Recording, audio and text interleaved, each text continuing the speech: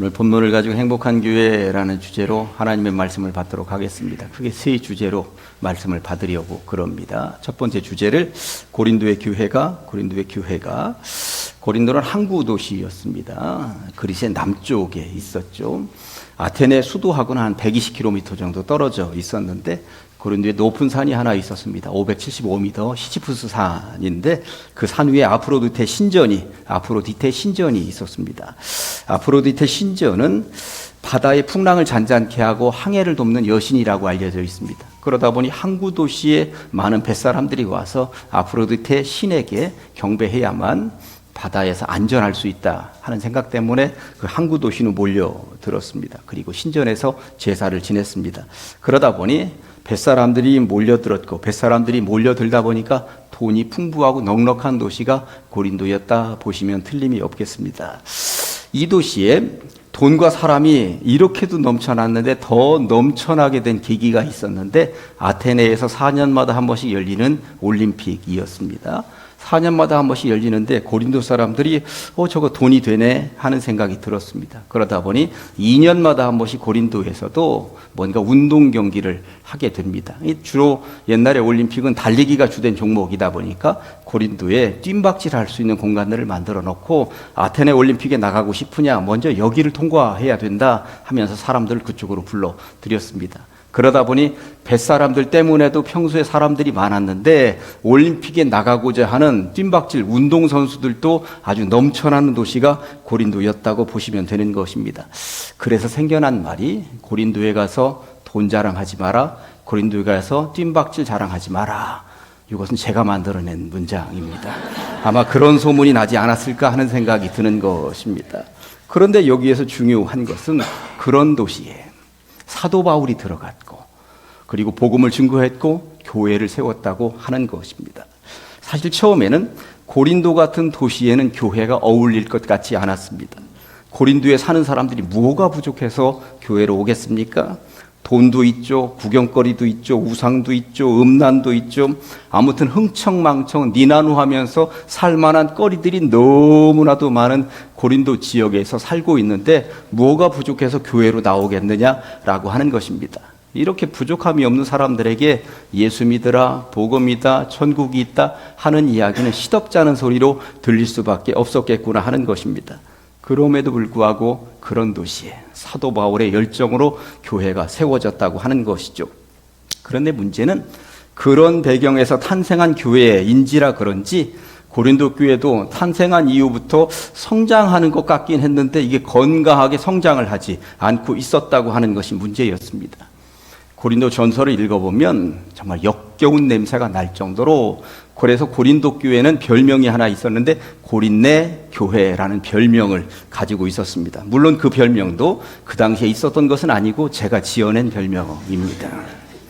고린도 교회 고린도 전서를 읽어보면 얼마나 많은 문제가 있었는지 분쟁, 파당, 성적인 문제, 세상 법정으로 끌고 간 교회 문제, 우상 숭배, 차별, 잘난 체, 교만, 먹는 것에 대한 욕심 문제 등등등 이루 다 말할 수 없을 정도로 매 장마다 계속 문제거리들이 등장을 하고 있는 것을 보게 됩니다. 이런 상황을 두고 바울이 고린도전서 5장 1절에서는 그런 음행은 이방인 중에서도 없는 것이라 이런 말을 할 정도였습니다. 세상 사람들도 이렇게까지는 안 한다는 것입니다. 그런데 어떻게 교회 안에 있는 사람들이 이런 일을 하고도 뻣뻣하게 고개를 들고 다닐 수가 있느냐.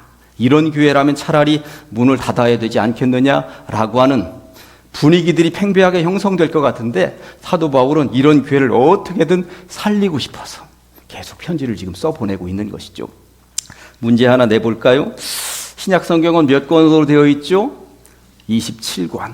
27권 가운데 사도 바울이 써보낸 편지는 몇 권? 13권. 27권 가운데 13권이면 거의 반 정도를 사도 바울이 써보낸 편지입니다. 그런데 사도 바울이 써보낸 편지들 가운데 전서와 후서로 되어져 있는 책이 세 부분인데 하나는 사람에게 써보낸 거, 디모데 전서, 디모데 후서, 사람에게. 그런데 교회로 써보낸 편지 가운데 전서와 후서가 있는 것은 두 개. 하나는 데살로니가 전서, 데살로니가 후서. 다른 하나는 고린도 전서, 고린도 후서입니다. 실제적으로 전서와 후서로 되어져 있다고 하는 것은 편지를 한번 써보낸 이후에 그쪽에 문제가 해결이 되지 않았으니 다시 써보냈다는 이야기인 거예요. 그런 의미에서 디모데는 목회를 굉장히 어렵게 하고 있었다는 이야기인 것이죠. 한번 써보냈는데 이게 해결이 안 돼. 그러니까 다시 한 번 더 써보낸 거죠. 이에 비해 디도서 같은 경우는 디도라는 목회자에게 짧은 편지 하나 보내고 말거든요. 데살로니가 전서는 5장으로 되어져 있습니다. 데살로니가 교회는 재림 문제 가지고 교회에 아주 시끌시끌했어요. 그러다 보니까 5장을 가지고 재림은 이런 거다라고 하는 편지를 써보냈는데 이게 완전히 해결이 되지 않았어. 그래서 석 장의 분량을 더 써보내는 거죠. 데살로니가 전서 후서 합치면 8장 분량입니다. 그런데 여러분, 고린도 교회에 써보낸 편지 고린도 전서가 몇 장이에요? 16장으로 되어져 있습니다. 굉장히 긴 분량입니다. 로마서가 16장입니다. 그런데 이 16장 분량의 편지를 써보내면서 조목조목 다양한 문제들이 이렇게 노출되어 있으니 잘 해결하자 했는데 이게 해결이 안 돼요. 그러다 보니까 고린도 후서를 써서 보내는데 몇 장일까요? 10장입니다. 합치면 29장이에요. 굉장히 많은 분량입니다. 그런데 여기에서 멈추지 않는다라고 하는 것이 문제였습니다. 학자들에 의하면 고린도 전서보다 더 먼저 써보낸 고린도 전전서가 있었다는 거야. 그리고 고린도 전서와 고린도 후서 사이에도 눈물로 써보낸 편지가 하나 더 있었다는 거예요. 그러고 보니 고린도 교회는 편지를 몇 개 보냈어? 4개 보낸 거죠. 우리에게 알려진 편지 2개와 숨겨져 있는 우리에게까지 아직 전달이 되지 않은 편지 2개 합쳐서 무려 4개의 편지를 써보냈다 하니 고린도 전서와 고린도 후서만 합쳐도 29장인데 나머지 거 합치면 이게 한 50장 분량 정도는 되지 않을까 하는 생각이 드는 것입니다. 그럴 정도로 고린도 교회는 사도 바울이 계속 편지를 써보내야만 할 정도로 문제투성이 교회였구나 하는 것을 짐작해 볼 수 있는 것입니다. 그러다 보니 고린도 전서와 후서를 읽어보면 사도 바울의 안타까움이 절절히 묻어납니다. 어떻게든 해보고 싶었어. 차라리 누군가는 문 닫어. 그런 교회 문 닫어. 누군가는 이렇게 하고 있을지도 모르겠지만 안 되겠는 거야. 그 교회가 어떻게 세워졌는데, 그 음란의 도시에서, 그 흥청망청한 도시에서 이 교회를 어떻게 세웠는데 그 교회 문을 닫게 하느냐고. 그러면서 사도 바울이 계속 편지를 써보내면서 그 교회를 세우고 싶어서 마음을 보내고 있었다고 하는 것이죠. 그러다 보니 1장을 묵상하다 보면 눈에 들어오는 단어가 하나 있는데 그게 바로 견고라고 하는 단어입니다. 견고. 1장 6절 말씀에 이렇게 되어 있어요. 그리스도의 증거가 너희 중에 어떻게 견고하게 되어. 또 8절을 보니까 주께서 너희를 우리 주 예수 그리스도의 날에 책망할 것이 없는 자로 끝까지 어떻게 견고하게 하시리라. 그래서 2번째 주제, 견고한 교회가 되라. 솔직히 말해서 고린도 같은 세속도시에서 신앙생활을 하다 보면 흔들릴 수 있죠.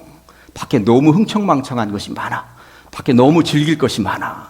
교회 안에 들어와 있긴 한데 그쪽이 자꾸 생각이 날 수 있습니다. 그러다 보니 견고해야 된다라고 하는 말이 주어진 것이고, 교회 안에 들어와 있긴 했는데 그렇게 문제투성이인 것을 쳐다보면서 심성이 깨끗한 사람들, 어떻게든 맑게 살고 싶은 사람들은 이게 교회인가? 아니 교회가 정말 이래도 되나? 하는 생각이 들면서 흔들릴 수 있잖아요. 그러다 보니 사도 바울이 그런 성도들을 향하여서 외적인 것을 보면서도 견고해야 되고 내적인 교회의 상황을 보면서도 견고해야 된다는 이야기를 거듭거듭 강조하고 있는데, 사람의 견고는 흔들릴 수 있잖아. 그래서 1장 8절에 주께서 너희를 견고하게 하실 것이다. 누구 의지하면서 걸어가야 된다? 주님 의지하면서 걸어가야 흔들리지 않는 견고함으로 버텨낼 수 있고 이겨낼 수 있다고 사도 바울이 강조하고 있는 것입니다. 저는 그래서 고린도전서 1장 6절하고 8절에 이 견고라고 하는 것을 아주 빨간색을 얼마나 진하게 그려놨는지 몰라요. 저라고 흔들리지 않겠습니까? 흔들릴 때가 있죠. 그럴 때마다 저는 고린도전서 1장을 생각을 합니다. 어떻게 하든 견고해야 된다. 이 마음이 흔들리지 않고 아주 굳건하게 견고하게 가야 된다. 그런 정신을 이어받아야 되는데, 그런데 오늘 본문, 우리가 읽은 오늘 본문을 보았더니 견고하게 하는 주님의 무엇을 바라보면서 살아가야 되는가? 22절부터 24절까지 제가 읽어드립니다. 유대인은 표적을 구하고 헬라인은 지혜를 찾으나 우리는 무엇을 십자가에 못 박힌 그리스도를 전하니 우리가 견고해지기 위해서 붙잡아야 되는 것은 무엇이다? 십자가에 못 박힌 예수 그리스도. 이것을 붙잡고 가야만 흔들리지 않고 살아갈 수 있다고 사도 바울이 고린도 교회에 강조하고 있는 것입니다. 이 십자가 보니까 유대인들은 나무에 달린다는 저주받은 것이다 하면서 꺼리끼고 이방인들에겐 저런 바보 같은 십자가에 달려 죽은 자를 구세주로 믿네? 이런 미련 곰탱이들 그러고 있지만 24절 오직 부르심을 받은 자들에게는 유대인이나 헬라인이나 그리스도는 하나님의 능력이요 하나님의 지혜니라. 아멘. 능력이 어디서 나온다?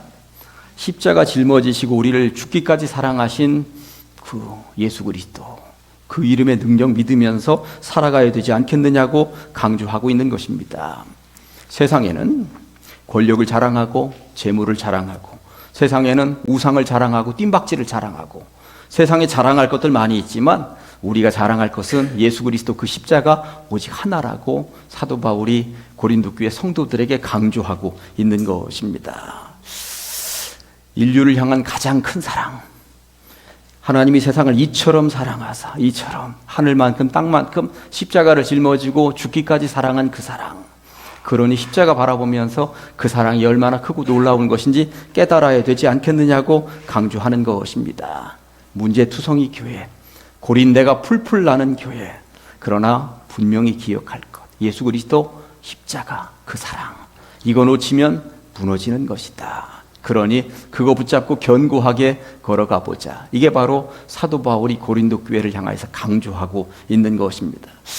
견고하라는 바울의 이 권면이 통했는지 고린도 교회는 2000년의 시간이 흘렀는데도 오늘날도 고린도에 가면 고린도 교회가 있습니다.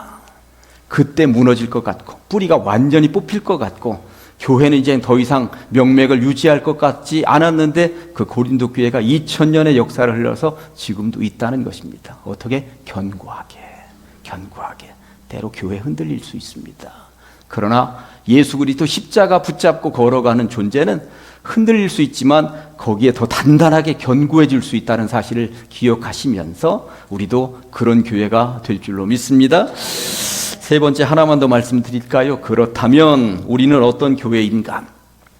신약 성경을 읽어보면 사도 바울이 써보낸 편지들 보면 로마서 그러면 로마 교회에 써보낸 편지죠. 에베소서 그러면 에베소 교회에 써보낸 편지입니다. 빌립보서 그러면 빌립보 교회에 써보낸 편지, 데살로니가 전서 후서 하면 데살로니가 교회에 써보낸 편지입니다. 그러고 보니 초대교회에 다양한 이름들을 가진 그 지역명을 가지고 있는 교회들이 있었습니다. 그런데 초대교회들을 이리저리 분석을 해보면 특징들이 있는데 첫 번째 예루살렘 교회, 1호 교회 아닙니까? 이 지구 땅덩어리 1호 교회 예루살렘 교회를 저는 그의 이름을 역사적인 교회라고 명명해 보았습니다. 2000년의 역사 가운데 1호 교회, 예수님 부활하시고 이 땅에 40일 동안 머무셨고 성도들은 열흘간 마가다락방에서 기도하던 중에 탄생한 교회, 성령이 임재하면서 불일 듯이 일어난 교회, 그 일본 교회 예루살렘 교회는 교회 역사의 한 페이지를 장식했으니 제가 볼 때 역사적인 교회라 할 수 있을 것입니다. 그러면서 교회 역사 가운데 가장 외형적으로, 초대교회 가장 외형적으로 커 있었던 교회는 어떤 교회일까요? 에베소 교회입니다. 에베소 교회는 외형적인 교회. 제가 그래서 오늘날로 말하면 가장 초창기의 대형교회라고 할 수 있습니다.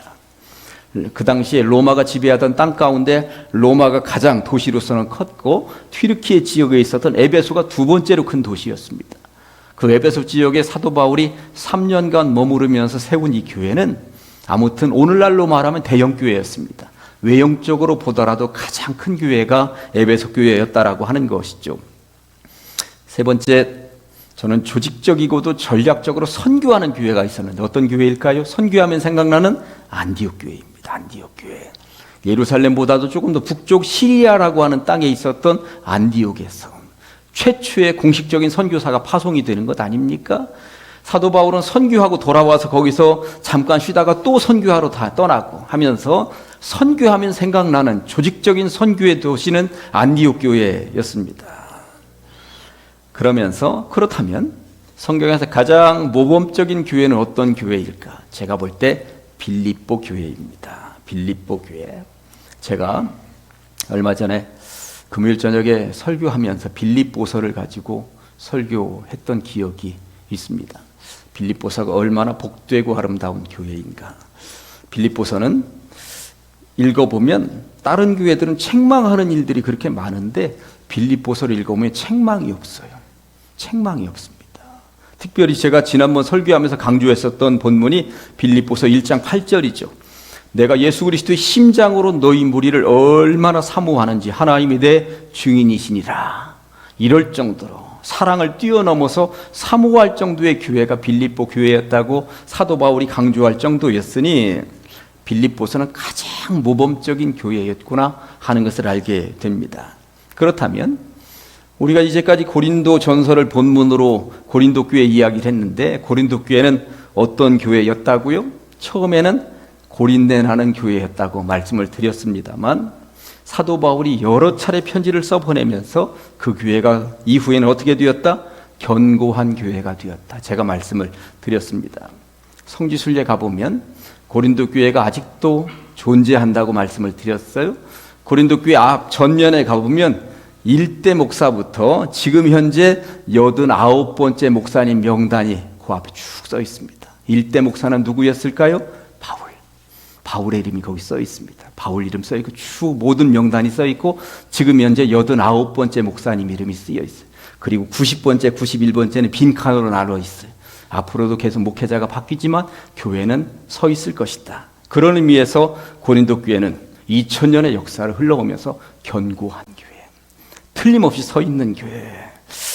그렇다면 우리 가장제일교회는 어떤 교회일까요? 외부적으로 어떤 이름으로 드러나는 교회일까요? 저는 개인적으로 지금 이렇게 설명을 들었던 어떤 교회보다도 빌립보 교회처럼 참 모범적인 교회가 되면 좋겠다 그런 생각도 가지고, 그리고 고린도 교회가 처음에 문제가 있었지만 나중에는 견고한 교회가 되는 것처럼 우리들도 건축한 이후에 더 단단하고 견고한 교회가 되었으면 좋겠다 이런 생각도 가져봅니다만, 그런데 저는 앞에 언급한 모든 교회를 통틀어서 우리 교회도 이 모든 모습을 다 갖추고 있으면 좋겠다 하는 생각이 드는 것입니다. 다 닮았으면 좋겠다. 그래서 예루살렘 교회처럼 역사와 전통을 자랑하는 교회가 되면 좋겠다 하는 생각이 드는 것입니다. 이제 내년이면 45주년이겠습니다만 앞으로 역사적으로 우리 교회가 더 오래오래 참 그 교회 하면은 역사와 전통을 자랑하는 교회, 가장 제일이라고 하는 이름을 가지고 있는 그러한 교회로 기록이 되는, 또 에베소 교회처럼 외형적인 대형 교회가 되면 좋겠다 하는 생각도 가져봅니다. 아무도 아멘을 안 하네. 그럴 줄로 믿습니다. 아멘. 그리고 안디옥 교회처럼 선교하는 교회 되어야죠. 화면 바꿔주세요. 예, 선교하는 교회 되어야죠. 그래서 선교에 앞장서는 교회가 안디옥 교회 같은, 그리고 빌립보 교회처럼 정말 모범적인 교회, 그 교회 같아야지. 교회 시스템은 가장 제일 같아야지 하는 소문이 나면 좋겠습니다.